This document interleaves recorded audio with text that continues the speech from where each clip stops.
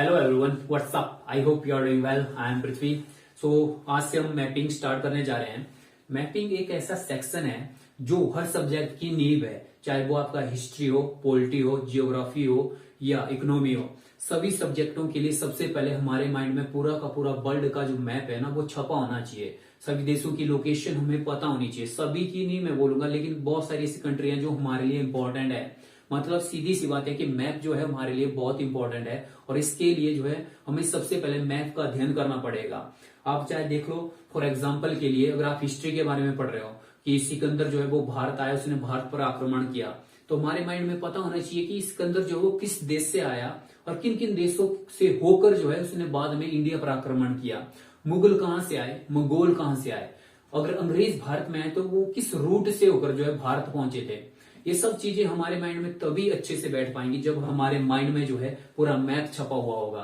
यही पर अगर हम पॉलिटी की बात करते हैं तो आपको पता है कि हमारा जो संविधान है, जब हम संविधान के बारे में पढ़ते हैं तो हमारा संविधान बना तब था जब इससे पहले हमारे जो संविधान निर्माताएं थे, जिन सब ने जो है पहले 60 देशों के संविधानों को स्टडी किया था।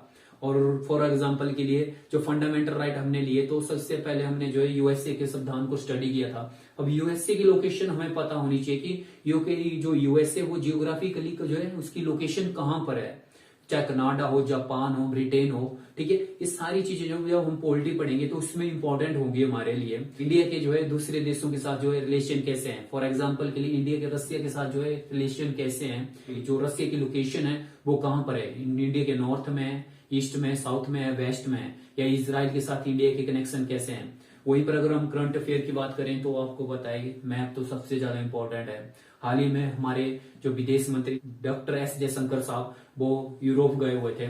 सबसे पहले वो साइप्रस गए, उसके बाद ऑस्ट्रिया गए। तो अब हमें हमारे माइंड में जो है लोकेशन होनी चाहिए कि साइप्रस कहां पर है, वो मध्य सागर में पड़ता है या यूरोप के बीचों बीच में है, ऑस्ट्रिया कहाँ है, जर्मन के साथ में है या कहीं और है, ठीक है। तो ये सारी चीजें हमारे माइंड में होनी चाहिए। उसके बाद हम बड़ी अच्छे से जो है बहुत ही अच्छे से हर चीज को समझ पाएंगे।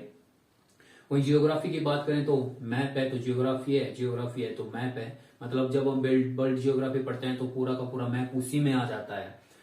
और उसके बाद इकोनॉमी की बात करें तो इकोनॉमी में जब हम इंडिया को दूसरे एक देश के साथ कंपैरिजन करते हैं कि इंडिया जो है आने वाले टाइम में जो है चाइना से आगे बढ़ जाएगा, जीडीपी से हो, चाहे जिस मर्जी चीज से हो, चाहे डेवलपमेंट से हो, सारी चीजों से जो है इंडिया जो चाइना से आगे निकल जाएगा। एक टाइम में जो हम यूएसए को टक्कर देंगे।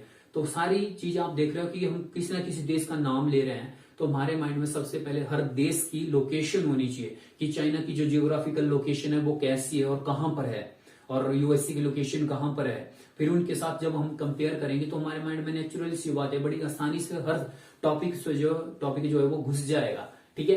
तो इसीलिए जो मैपिंग सबसे ज्यादा इंपॉर्टेंट है, हर सब्जेक्ट का बेस है। जब भी आप कोई सब्जेक्ट उठाओगे तो सबसे पहले आपके माइंड में मैप होना चाहिए, तभी आपका बैलेंस जो है वो सही बनेगा और आप बड़ी आसानी से जो आप हर सब्जेक्ट को कर ले जाओगे। तो इसीलिए जो हम स्टार्ट कर रहे हैं वो मैपिंग कर रहे हैं।